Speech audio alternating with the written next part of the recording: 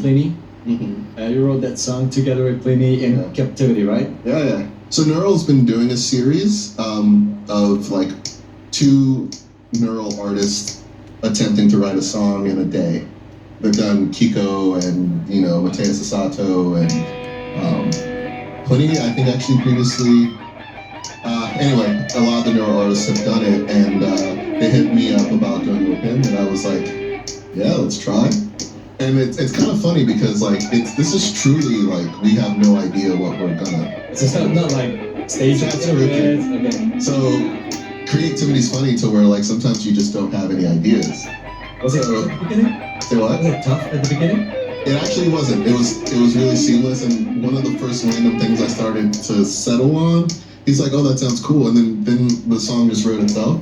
So I don't know if we got lucky, but yeah, sometimes you sit down to write something and it's not the day to write. But we show up and they're filming from the moment we're unpacking our guitars, right? They're kind of capturing this real thing, and so part of my brain was like, man, I hope we actually can come up with something. It's nerve-wracking, isn't it? But I actually really like what we came up with, and maybe we'll do more of it. How can you imagine things that inspire you? Like, you've been thinking out of the box since you play guitar, basically. How would you find stuff that inspire in like a new level that's not like, I did that before?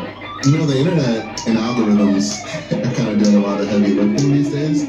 Before that, I think I would try to, how do I put it? I guess if you have people who are influential around you, maybe players who have been playing longer than you, sometimes it's the older brother effect, or your guitar instructor is like, hey, maybe you've never checked out jazz fusion or something, you're a metal guy, and he might be the person who's like, hey, check out Alan Holdsworth or something like that. So that begins a rabbit hole, usually. If you like what's been introduced to you, you start to dig deeper in that direction. These days, I feel like I said, there's this artificial intelligence always monitoring the choices you're making online and trying to predict your next choice. But sometimes it works well, and you get suggestions, and you're like, whoa, I've never heard of this. So that's kind of like, I feel like the modern way of discovering new things. But I feel like as musicians, we are always looking to music for inspiration, but I feel like we don't always consider looking towards, I don't know, fashion or architecture or film, which I think there are aesthetic realities that can translate. Even though it's not music, there's aesthetic choices that might inform the musical choices. So I feel broadening your scope of interest outside of music might actually help inspire you when you go to sit down and you want to make music. What do you think about the idea of seeing a shape, seeing a color, and hearing a harmony or anything? Like connecting, the emotional impact is something that's not audible on the way you feel, which inspires you to write stuff. Is that a connection you would consider being realized? That is cool, and I feel like you're describing synesthesia. I don't think I have synesthesia, but I've always been curious about it because of this ability to hear a color. I think that's super cool, and I don't know if this is true, but there's a few artists I like, and I think they have synesthesia. What you're describing sounds like a really cool ability to translate stimulus from one medium into another, But you're reinforcing what I'm saying, where I think not everyone thinks in this way. Yeah, so I think if you're looking for inspiration, you don't always have to find it on the guitar or the drums. And in fact, you probably should look outside of it because there's so much creative work that I think could influence what you're doing in a positive way. What would be the most surprising style or band that you would listen to that people would not even think of? I'm a fan of this harp player named Joanna Newsom. Have you heard of her? I think so. She sings, it's like the intersection between like folk and like medieval, but also has like features of like Americana, and her voice is very distinct. Okay. When you hear Joanna Newsom, you will not think that I am a fan of Joanna Newsom, even though she's an amazing songwriter. It has nothing to do with metal or anything that you would associate with me, but I think she's fantastic. Yeah. Joanna Newsom. Joanna Newsom, yeah. Would there be a moment where you just listen to, I don't know, like something super old school, or is it not like I don't know Zeppelin or whatever, like something that's like also not very much math rock or progressive? You know what? For some reason, I'm disproportionately attracted to new musical ideas. Okay. So I'm not really listening to really old stuff. Like, if I'm listening to jazz, I mean, this is blasphemous, but like, I'm listening to modern post-bop players as opposed to listening to like, you know, Miles Davis or, you know, Grant Green. Like, for some reason, I'm listening to the guys who listened to those guys. Okay. I mean, they are in there as well. It's in there. It's the sense of what they figured out with that influence. Yeah, I will say that there's an occasional experience. I've had this with Pat Metheny and Frank Zappa, where what I'm hearing, even though it was made in the 70s, it sounds like shockingly modern. So I think there's a sort of timelessness to a lot of music, but it's like I'm less inclined to listen to, you know, Richie Blackmore. I'd probably listen to Yngwie, you know, but he listened to Richie. So I think it's kind of an aesthetic thing where the production and the musical ideas are, for some reason, it's like watching a movie, a classic movie in black and white. It's like these are obviously like valuable pieces of media, but it takes a certain person to really put on like Casablanca or something, or Gone with the Wind, and really be like, man, this is awesome. You know? It's exciting. Yeah, it's like, so I have a hole in my musical diet than anything older than I just don't listen to much old music. Okay. Yeah. Let's talk about your guitar. Because that's also a constant evolution. Started off with having the Ibanez signature and then moving on. You like last year you made the Kaizen with Ernie Ball. It's actually was it? So every year we release like a variant, but we're ending year 3 of the Kaizen. The latest one was super sick. Like, it's one of those modern shapes that I can totally become like a classic. I just think that would be cool. And also your brand, obviously. Classic guitars. Can you like wrap up like the current states, like in case someone's not up to date? Yeah, so I have a brand called Abasi Concepts. We make 6, 7, and 8 string guitars. They're multi-scale. There's a design emphasis on ergonomics, and the aesthetic is an attempt to modernize the electric guitar without going too far off the deep end, you know. And then I did a design collaboration with Music Man, where the goal was to make. I did a design collaboration with Music Man, where the goal was to make an instrument that like I felt they didn't have, you know, and it's less of a signature and more of a product as part of their lineup, informed by like if I had to choose a Music Man, you know, like what would I, you know.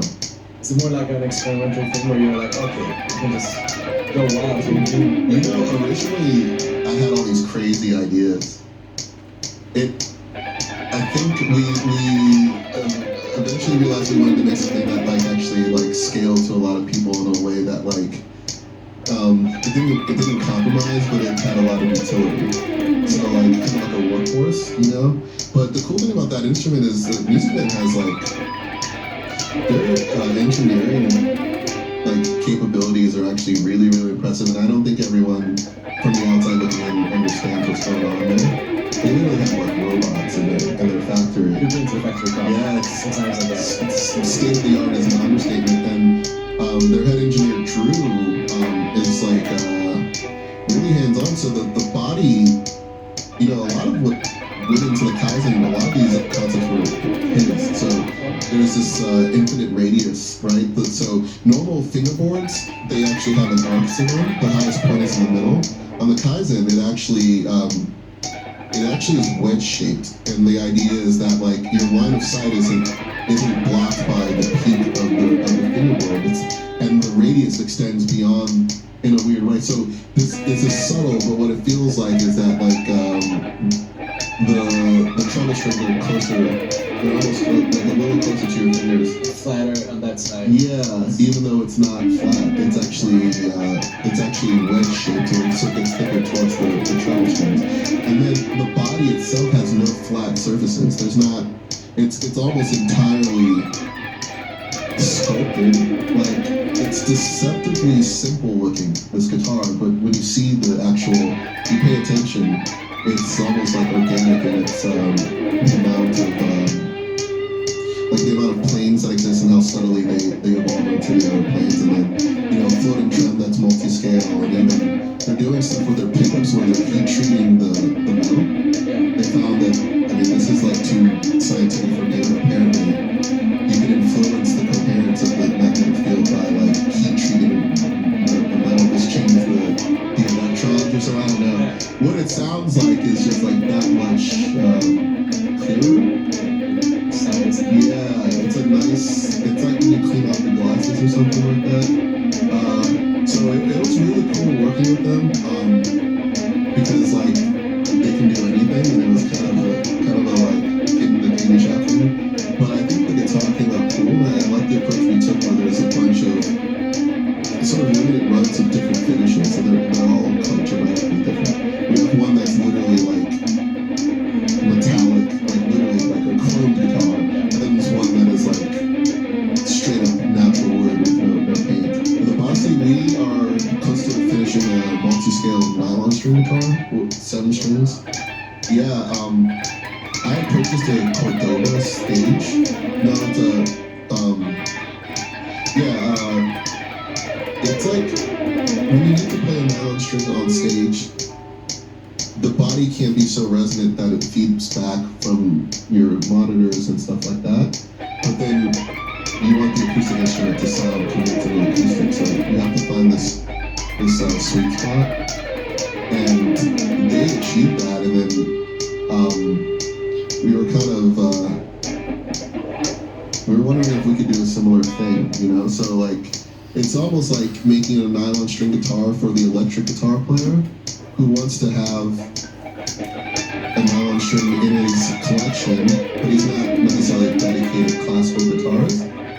So we made design choices like the string spacing is in between classical and electric guitar spacing, and it sounds phenomenal direct, because I mean, like, the modern reality of playing is that if you have the luxury of doing a multiple mic setup with a bunch of high quality mic pre's and you understand engineering, cool, but there's so many options that are direct that sound convincing, and so this guitar plugged in straight into your interface or your computer sounds like a well-mic'd acoustic instrument.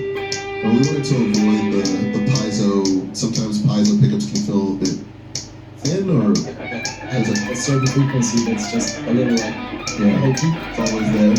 Yeah, so we worked with Fishman to design a system that I think sounds convincingly acoustic, as opposed to the unfortunate ways in which the piezos can sound a little papery or something. And then we have a compressor pedal that, I don't know how many guitar players think about compression, but it is a super useful tool.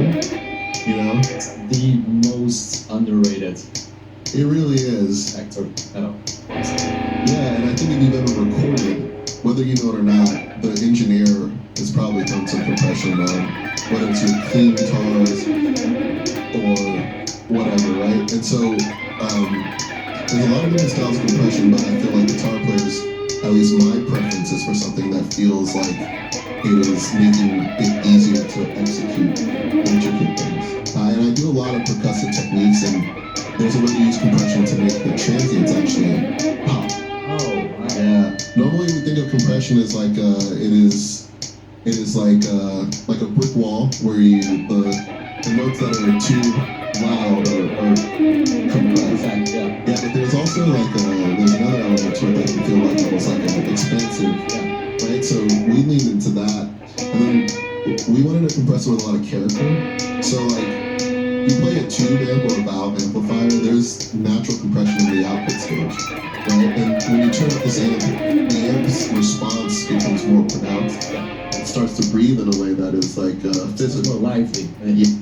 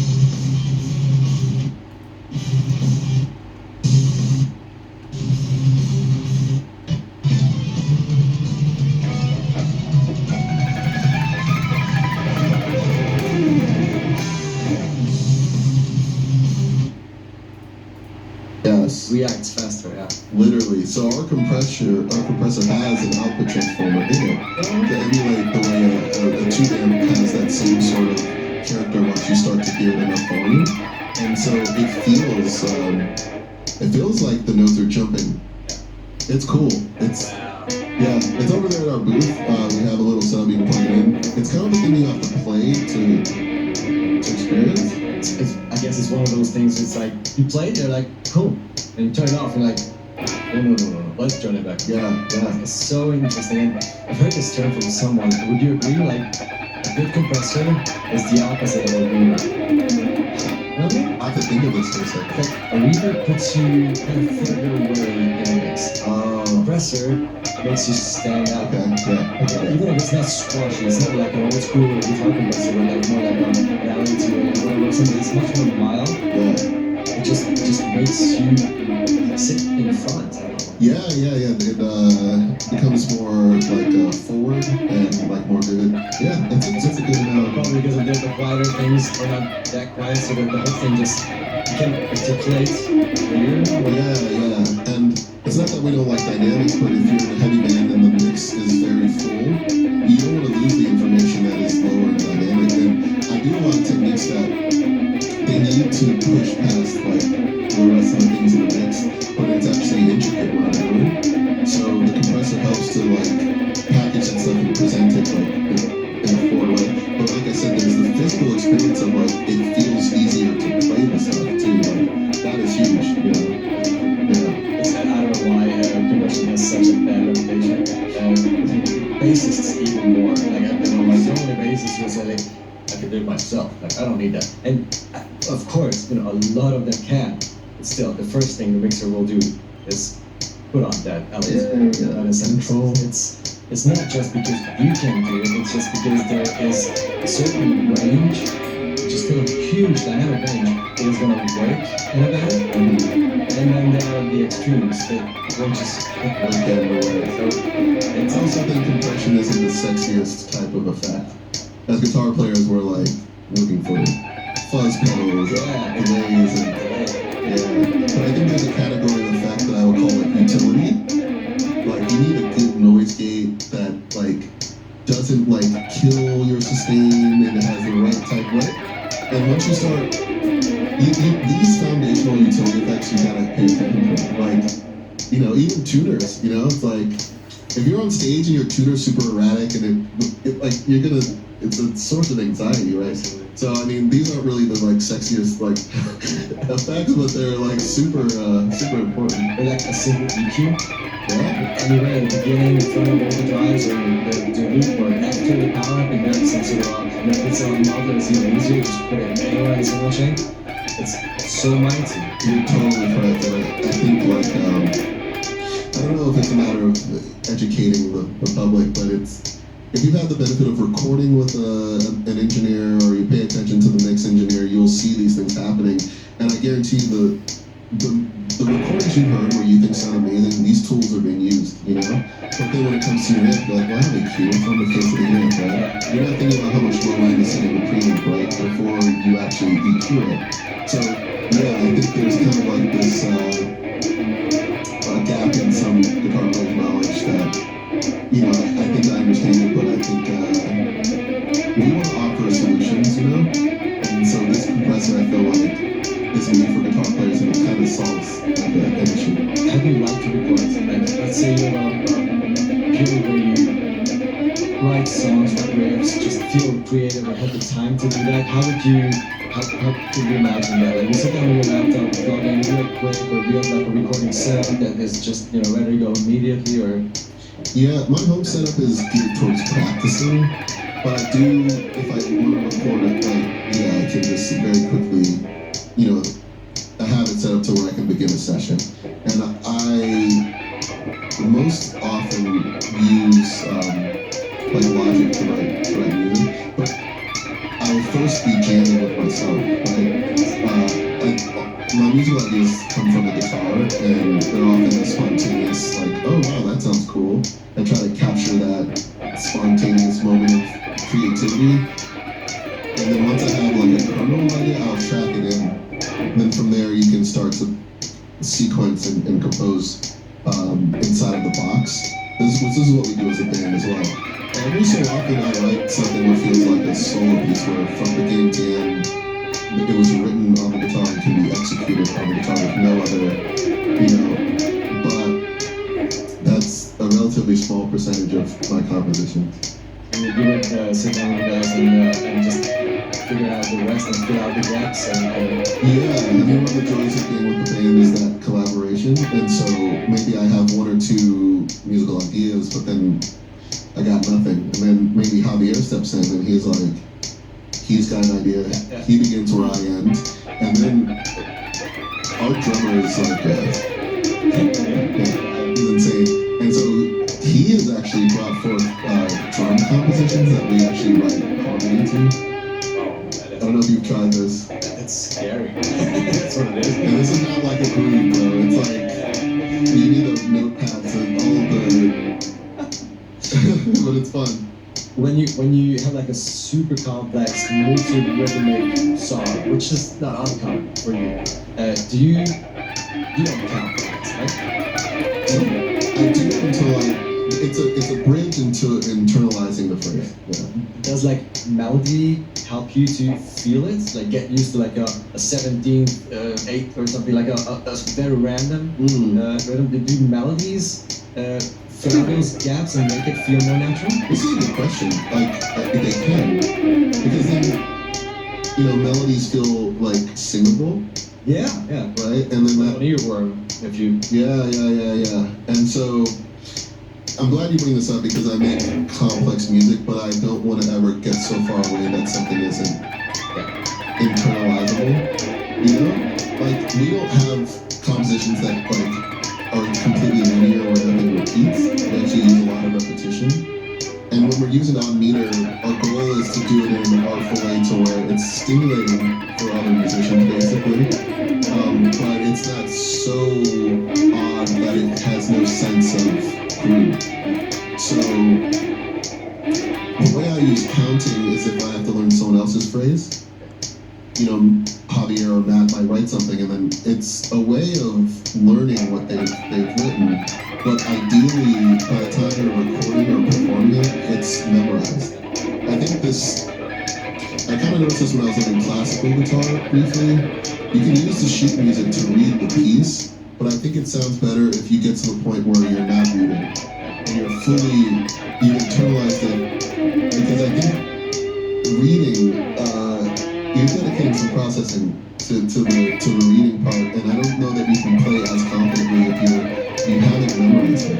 And I think internalizing even complex music is the goal, because then when you execute it, you're not counting 1, 2, 3, 4, 5, 1, 2, 3, 4, 5, 1, 2, 3, you're not doing this sort of thing, right?